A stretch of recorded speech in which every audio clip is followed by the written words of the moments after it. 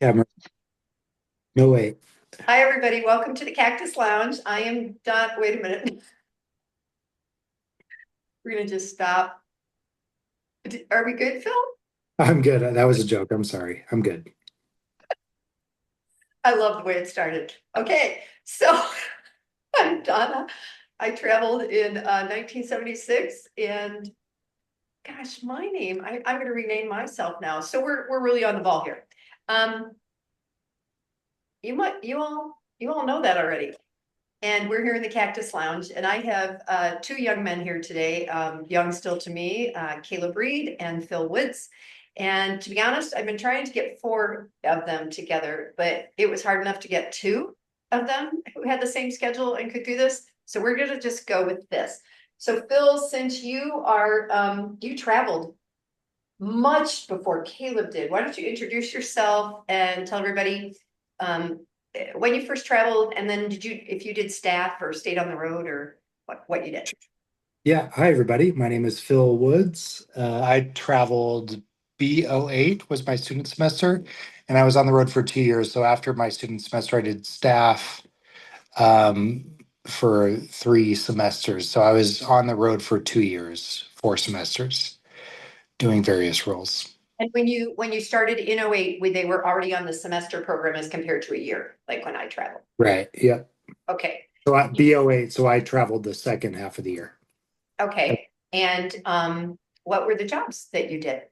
Yeah, I was really fortunate that I got to do different things. So I, after my student semester, I traveled for 3 more semesters, and I was on 3 different teams, a different role each year or each semester. So the first one I was business administrator, then I was band leader, and then I was education manager. So I was really lucky. I got to do a lot of different things up with people. Diverse. Wow. Yeah. Okay. Okay. Caleb, when did you travel? 2013 cast A and B. And just we can do less of me because I've been interviewed before, just as a reminder. Okay, there we go. Please. So for those of you who don't know, Caleb is my son. And part of the reason that I wanted to interview these guys is because, first of all, we don't have near as many people who traveled in the 2000s who have done this. We have way more of us who are older, the parents, the grandparents of the world who are retired or have more time. And these guys they both live in the Denver area and they are friends, but they did not travel together, right? So I'm going to ask you, Phil, how did you meet Caleb? Yeah, I mean, living in Denver, there's a huge up with people community here, as we all know. When they moved from Tucson to Denver, a lot of the community was here. So I met Caleb at mutual parties. I think, Yeah, yeah, going to parties with other uppies and meeting this loud, talkative guy. And we realized we had a lot in common. That's why I met Caleb. Okay, okay, which is, I'm pretty sure is you like beer, right? Isn't We, that we kind of do your? like beer. Yep. I think the connection was really Paul Conzemius. I think that was the main like That's linchpin was the Conzemius, center of gravity of Right. friendship. It And was like, Paul a little bit went, "You guys are gonna like each other." And we went, yeah, "Okay, it was like 6 degrees of separation, but just 1 degree of separation. And okay, makes total yeah." sense. Makes total sense. yeah, So that being said, part of the reason that I thought it would be interesting to interview you guys is because Phil, you come from your father, I think, was the head of admissions when I was accepted. So Dale Penny was the final interviewer, and I think your dad was the head of admissions. And did your mom also travel in up with people? yeah. My mom, Terry Woods, traveled for some time and was also in admissions and very involved. Yep. Okay, okay, I should know that. That's okay. But okay. And Caleb, it feels weird to talk to him about me, but he knows that I So, only did your travel. mom traveling up with people? Barely. Yeah, one year, and then did costumes for a few years, Right. and so Phil, I'm gonna go back to you, and then I'll go to Caleb. And Caleb, if you're texting him in the middle of this, because I can just see you, you're gonna look at your phone, and you guys are. No, I got random text from a kid from high school who's gonna be in Denver. Going to Oh, airplane mode. Sorry. I was like, because I know how you guys are. You'll be. be chatting. We So, would. so Phil, growing up, and in the Denver area, were you born here in Tucson? Was Up with People still here in Tucson when you were born? Yeah, I was born in Tucson and then I moved to Denver, Broomfield when Up with People moved to Broomfield. At that time, my dad was still with the company. And so when Up with People moved, our whole family moved, Okay, along with a lot of my other childhood friends from Tucson who are also Up with People children. So right. yes, I was born in Tucson, moved to Denver when Up with People moved. Okay, okay. And For did 94, you? 94-ish. Yeah, Yeah, 93, 94. Okay, January. okay. Did you always think that you would travel and Up with People, or did you go through a time where I'm not going to do that? I'm sick of it. Like, tell me Yeah. about the evolution of that. Yeah, no, it was the latter. It was always like my parents did it, so that's not for me. I'm an independent young person and my parents don't know what they're talking about. So no, growing up, I never thought I would do it. Well, maybe when I was really young, like I loved it going Mhm. to the shows when I was a kid, and that was really fun. But as a teenager, you know how we all are, where I thought, no, it's not for me. Um, so no, I didn't think I would do it Okay. growing up, but yeah, And how We long? actually were just talking about that like the other day. Really? We were spending time together and I asked, I was like, was this something that you were always going to do? And we are like, no, neither of us were right, planning on it. We right, ended up doing it. And I think we both commented that in the back of our minds, it was always something that we did like, separate of being a judgy teenager or whatever. yeah, I think that's true. Those Yeah, those songs. Did so how old were you when you traveled the first I year? was I was older. I was 26 Oh, when I started, Me which too. is older than most people because I did college and I had some other stuff and gap years, so I was older than most people in the okay. cast. Wow. So yeah, as was Caleb. So Phil comes from parents who did they meet in Up with People? Did they know prior? Or Yep. did they meet and they met in Yep. Up with People? Okay. Yeah. And Caleb, tell them about your relationship to Up with People and how you felt about it in those like 18 to 25-year-old range there. Yeah, I would say that before that, I was not an angsty teenager, and I've always been a theater kid who was pretty comfortable with like I was in gymnastics, which tends to be made fun of. There was lots of things that were not deemed socially cool that were always kind of my hobbies. So I don't think I ever had quite I'm going to say it again, the angsty teenagerness that Phil probably had. That being said, I never wanted to do it. I never felt like I needed to. Through college, I was with someone, and after college, there was no like, I'm going to leave my long-term girlfriend to go do this because she was not going to. So we had been together 4 years. I wasn't about to just like take off. It wasn't until later, frankly, until after we had split up, that I was like, oh, now is a good time in life to do this thing. I was kind of regrouping as I was 26 as well, Phil. So it was like I felt older than a lot of my castmates. Uh, and it doesn't matter now, but at the time that difference definitely felt noticeable of like, you're Think about that. 18, you're just out of high school. I felt like I had noticeably more life experience, and whether or not that was true or not, that's how I felt. So Phil, you also then, did you meet your wife on the road and Up with People? I did on staff. Yeah, we didn't travel together as important distinction. We didn't break any rules as students, but yeah, we were on as staff. Do that, right? So in '08, in '09, in like, We met '09 when our first staff semester, and we were friends for the whole semester, and it was great. And then yeah, things developed from there. And then and the other challenge was she's Swedish, so we're from different countries. So after Up with People, we finished our Up with People time. We had to figure all that out. So um, yeah, I'm so grateful for Up with People for that and many other reasons. yeah, yeah. Yeah. Did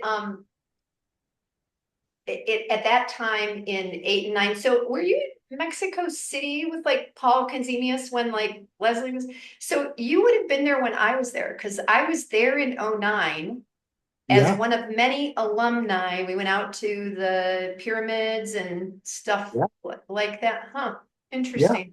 That was my Don't, tour. yeah, Yeah, I remember Leslie specifically because of being from Tucson and how crowded the bus was, and we were jammed in, the alumni were yeah. jammed in with the rest of the people on the bus, and the cast members were like squeezed down in the, I mean, that was one thing that was so fun about it is there's such a Tucson presence and a Mexican presence. Like there's such a history and like foundation of Up With People is from Tucson and Mexico, Viva la Gente and all that. So it was so fun to travel and experience that.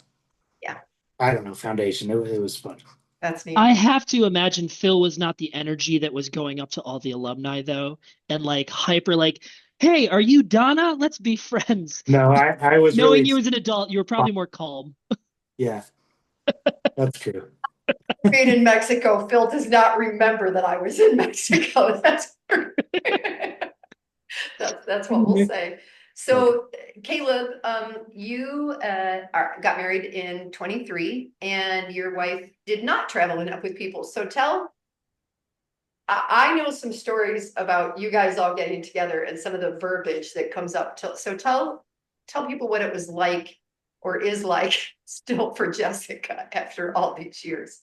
So there's the joking version and the serious version. The serious version is um at the beginning of our relationship, I happened to leave the country and Jessica moved to Denver, but she was moving here without any contacts. And so Leslie Canzemius, née Kleiman, I reached out to her and a couple of my castmates in Denver and I said, "Hey, this girl that I'm no longer with technically is moving to Denver. Please kind of befriend her."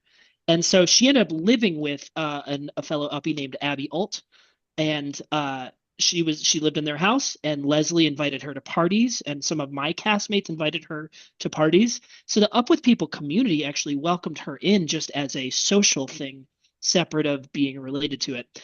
And then when I came back and we continued our relationship, it's been it's moderately challenging. Everyone's welcoming, everyone's nice, but she's kind of commented that it always feels like a high school reunion that you didn't go to the high school.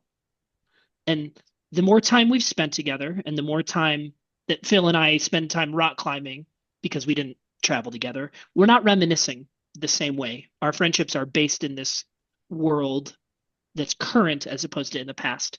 A lot more. Not all the time. It's hard to escape that void and that pit of nostalgia. But Yeah.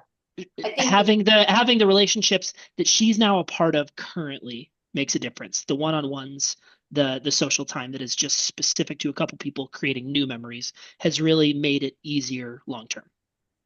I think that that's true for all of us that travel. Whether our partners did it or not, but through the years, the relationships change a little bit. And what you have in common is that it happened, and then you create other common things. Like you mentioned the rock climbing. And that I made a joke about the video that I posted of you the other day with your nunchucks and stuff, and you were talking about your surgery and everything. And Phil, I don't know if he ever said this to you, but when he started rock climbing and I had visions of his body splitting open, I was like, no, don't do that. But I've done that with him most his life of all the stuff he does. Yeah. And he was like, if I'm ever gonna have abs again, I gotta do it. So I um, don't. but he doesn't. There's That's not a lot of abs there. that's because the beer is after that rock Yeah, climbing. That's my exactly. thought. That's really why we go for the beer. We're quite happy people. But I think that for those who didn't travel, and for you, Caleb, your dad didn't. He never quite got it either. It took a lot for him to when we had the gathering at our house in Ohio when you were quite little and Grant was a senior in high school. But meeting people one on one or two on two, and the couples that you guys have created relationships with, I still don't know if Jessica would ever want to go to the big galas or whatever that you do. I think she'd be much happier to just stay home and watch a show. But also through the social life, Lika, who's an uppie that we met through a castmate of mine, was one of her bridesmaids. Like she went to a baseball game with three uppie gals this last week when I wasn't available. So it has branched out, but it's just not related. Yeah, It's yeah, unassociated to up with people for her. right, right. So, Phil, do you speak Swedish at this point? Are your kids learning both languages? Yes to both. Yeah, I lived in Sweden for 5 years, so it took me all 5 years, but I eventually learned Swedish. So I speak Swedish. The kids, my wife Sophie, speaks Swedish with the kids. So they speak it. They respond in English, but just out of stubbornness. But yeah, we're all at this point bilingual. They Uh, did Swedish school for a long time, right? They were in like a yeah, Swedish, the not kids. full school, but like an academy or something. Here, Yeah, in Denver, there's like this Denver? Wow. small Swedish community, and there's a Swedish school every other Sunday, which Sophie's on the board for. My wife Sophie is on the board for. So the kids go there. It's really just a good chance to have the community get together and keep the Swedish alive because such a small country that they need to do whatever they can to keep it going. We I would say celebrate Midsummer and Eurovision every year. Yeah. there you go. The two big holidays. And Caleb and I have gone to IKEA and gotten meatballs on occasion. But Host rock climbing. yeah. So yeah, we do what we can to keep the Swedish tradition alive. Do you get the licorice? I had a whole licorice Yeah, discussion yesterday with Yeah. someone. Yeah, they were, Yes, love absolutely. it. yeah, Love we it. were naming like what we like that's licorice. Do you like jelly beans? Do you like good and plenty? And then I brought up the salty Swedish things Yeah. that you The all have. best. Yeah, yeah. So, do you go back and forth, Phil? Do you go and spend a good amount Yeah. of time over in Sweden at this point, or? Yeah. So we go every summer, and Sophie and the kids go for longer. They go for like a month every year at least. And then also her parents come out at least once a year. So we really invest in and value keeping that going. And who knows, maybe sometime in the future we'll go back and live there.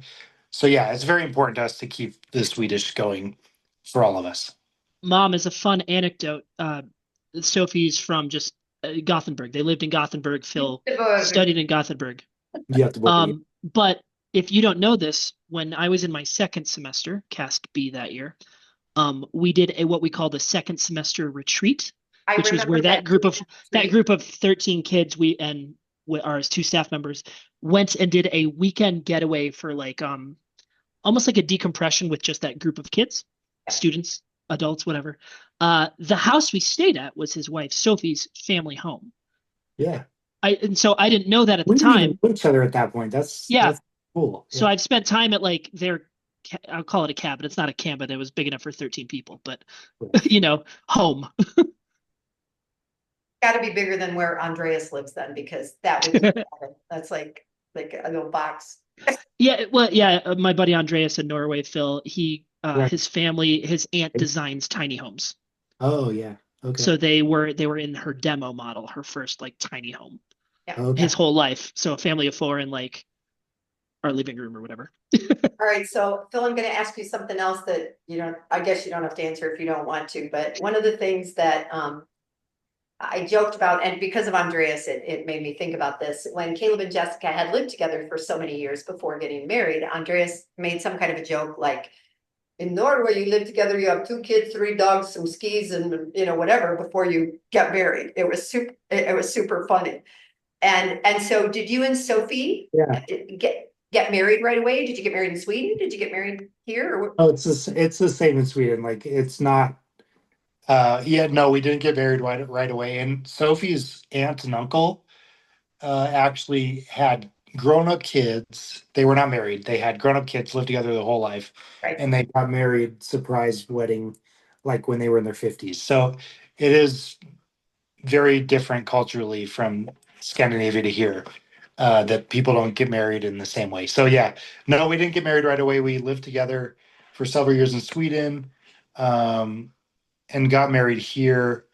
We joke it was a green card marriage. Of course, that's not true, but we got We haven't married. we haven't had a party yet. We got to do the party. Yeah, we do. So we got married probably 5 years after being together. Yeah. My cousin Hans, I don't know if Caleb has told you this, but we do have cousins in Gothenburg, Göteborg. And when we were there, it's been already 10 years. It was 2015. I said something to Hans about his wife, and he goes, "Wife?" I'm like, okay, Right. never mind. You've been, Roommate. yeah, Roommate. roomie. Mutual acquaintance. And Yeah, we have yeah. kids. Right. So going to some of the typical questions that I ask people when we do these interviews instead of this whole history piece. Tell Phil, was there a place that you traveled that you just would love to go back to again? And or a place that you went that you don't care if you ever go back? Yeah, that's a great question. I mean, I feel so fortunate to have traveled in like the Philippines, for example, places where people have a lot less than we do. And I'm sure a lot of us had this experience, right? But it was so impactful to me to see people can live happily, raise, raise families and have children with much less than we do. And also, it made me feel so fortunate to have what I have. I remember traveling in the Philippines at the end of my student tour. I was there for 4 or 5 weeks, and then coming back to the U.S. and having a warm shower. And Oh, remember the feeling of the warm shower. Like, wow, what an amazing feeling, and something I maybe took for granted my whole life. And that's just one small example, but I really found value in that, like traveling to places where people lived differently and had less than I had, and really um, readjusted my view on my own privilege. So yeah, that really stood out for me. Working in the Philippines, doing the community service in these basically slums, and people were happy there and lived well. And just that experience was really powerful and impactful to me. Place I don't want to go to again. Um, I That's don't know kind if, of a weird question because the world yeah, is interesting. right. The world is interesting. We're recording, but I don't know, the Midwest US, but it's like, He's you know, calling out Ohio yeah, specifically. no, definitely Ohio. hey, somebody's doing a book release in Ohio this summer, Phil. You might need to I'm, get there. I'm not going to go. No way. Never again. No, I'm kidding. I would I go to don't the know. amusement. We could go to Everything. Cedar Point there, Phil. But no, That's that's truly what's why all so of his amazing. cousins are coming. They honestly don't care if they're there for the family. No, but to answer seriously, like even places that you would think like, oh, boring. Like I'm from Denver. We did a tour in Greeley, which is an hour north of here, or a city in Greeley. We did a week in Greeley, and I was like, what am I going to get out of going to Greeley? It's an hour north of here. But I went there. I was in a host family who had very different upbringing, values maybe didn't quite align, but I got so much out of that, and it was a great experience. I'm sure we all had that. So Man, you almost no, could have been hosted by your parents that close. That is close enough that it'd be like kind of a long drive, but doable. right, exactly. Like And it's like, interesting. oh man, we're going to Greeley, but I went there and it was great. And that's just one of many examples where it's like expectations exceeded. You learn so much. We all know this. You learn so much staying with Caleb, host families. Caleb, do you remember? I think it was Thanksgiving when we drove to Uncle Dan's and we stopped at all the little towns in Kansas to see if there was something in the towns. There's like a whole little map, Phil, of like if you take, is it 70 that goes, It's the biggest yarn ball and then the biggest like it's a lot of that stuff. but tiny little towns that have a thing to see, right? And we stopped at those things and took Right. pictures as you're going across, the the state. Caleb, did I ask you that? Is there a place that you really want to go to that you haven't been to? That I it, Do you is this have, in reference to my tour or just in general, like just in places I haven't general? been? I've never been to New Zealand, and do you know that they filmed Lord of the Rings there? Never heard of Lord of the Rings. Is that a It's a popular up and coming podcast. uh, No, yeah, New Zealand's top of the list for places I've never been. And then I would say Germany just because of Neuschwanstein, the castle. Castles? That Rhine Um, River cruise has a lot. Yeah, there's a lot of. yeah, I'm a castle person. I haven't been there. I've I've been to a lot of what would consider like big cities for me, like big places in my imagination. Rome is what's always a big one. I think Paris, London, a couple of those big cities. And I like Renaissance-y stuff. I haven't been to Istanbul, and I'd like to do that. You know, major cities that were like kind of center of the world places. So Constantinople was a big deal. Like New Athens, Zealand. Athens. Yeah, it's the center of Middle Earth. It's all of Middle Earth. I was like, so it makes me wonder, because so many people go there now, right? And Mhm. Australia, but see, I can see Australia from Sydney and then going to the outback entirely different, but I wonder if Lord of the Rings had not been filmed in New Zealand, It'd be very different. would be people be going there? And and would they be happier without tourism? I don't know. Maybe. Uh, Phil, In Greeley, Colorado. really Colorado, well, I, for us, it was Texas because I was the ending of the bicentennial and then we came back to Texas.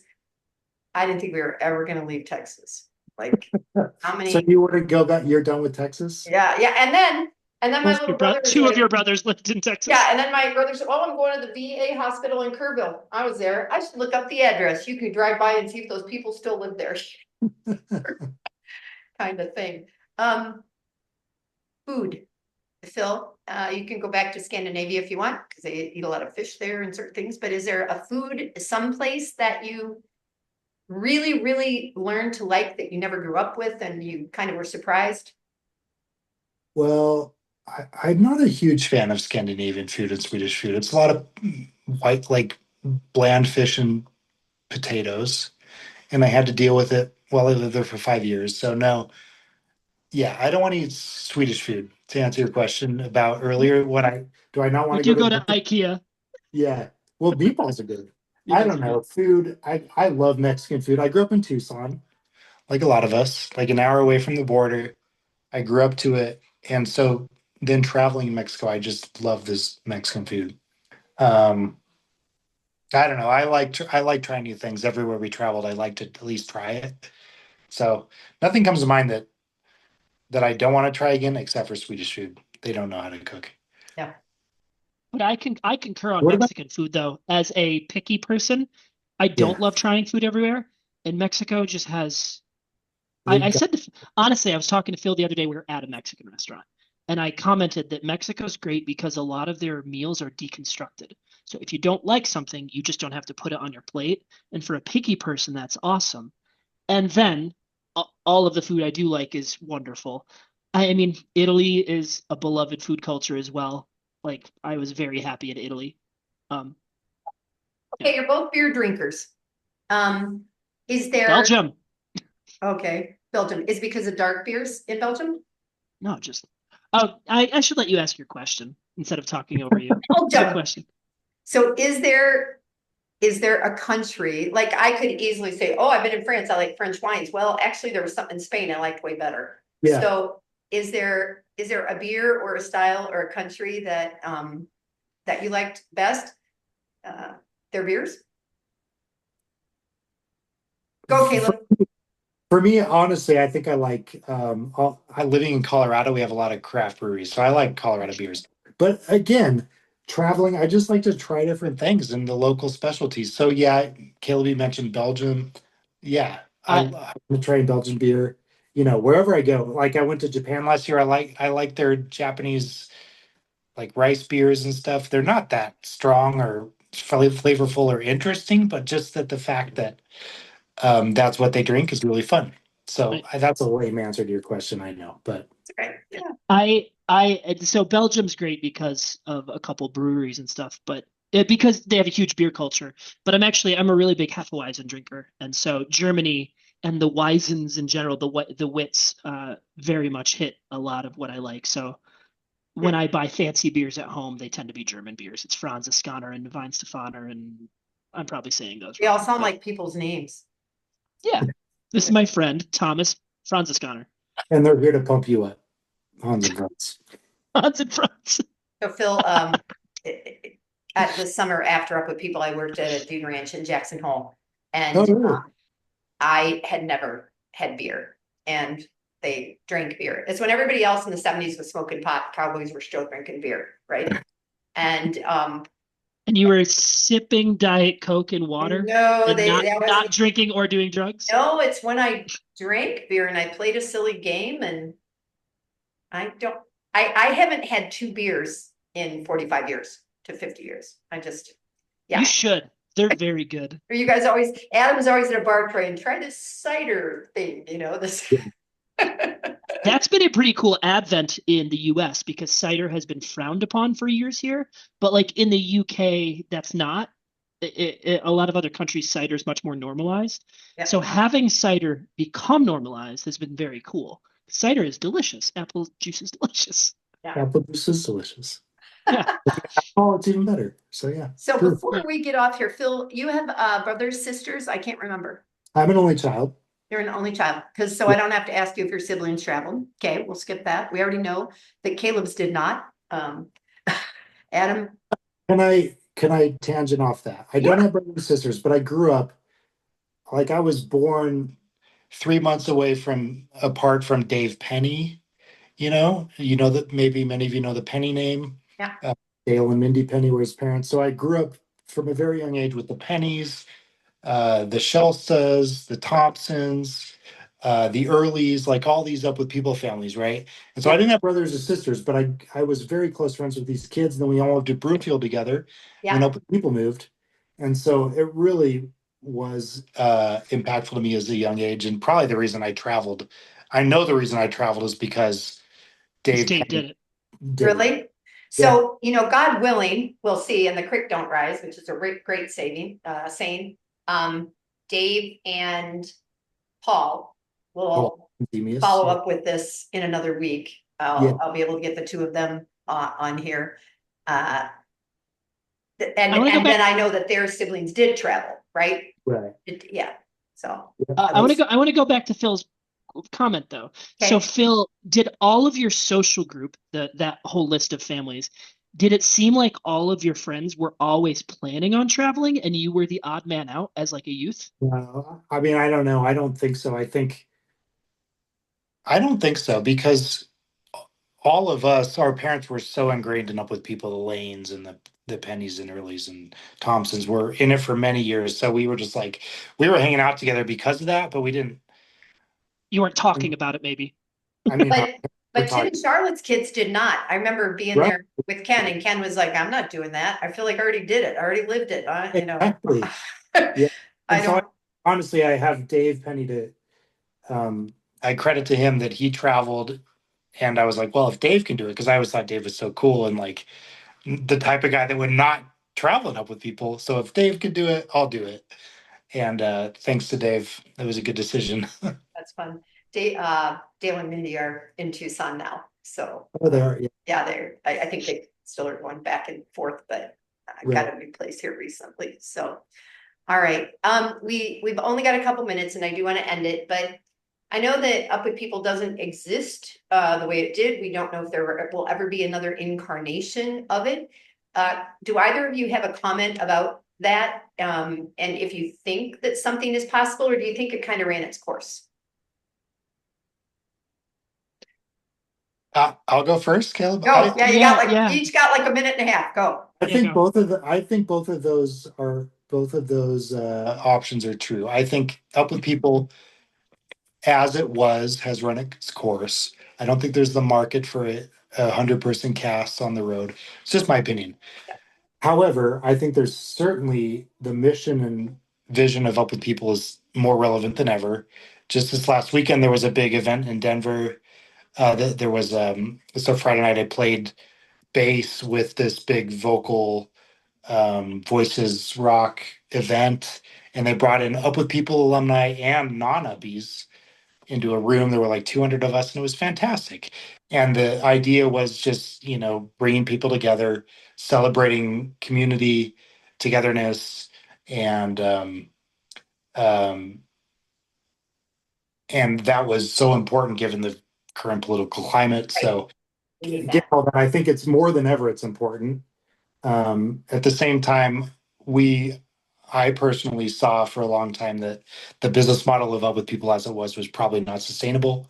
So I'm not surprised or saddened that it ended the way it did. I'm so grateful that I had the experience, and I'm really excited to see what the future of Up With People can be in the new manifestation of its vision. Wow, that was very long. I'm gonna addendum quickly. I Quickly. agree. It could be both things. Yeah. greater minds than me and bigger thinkers than me are the people that would have to figure it out. The people who can figure out how to get it funded and why it's popular. Because it was always a long shot anyways, and it Yeah. somehow worked in the first place. And that's bananas to me. So My big thing is that since COVID, the staying in people's homes, which is such a huge part of our experience. I didn't know if that would happen. Okay, guys, thanks for all the text messages to figure out a time to do this. I was laughing hysterically this morning at the options and who's doing what and why we can't do this and yeah.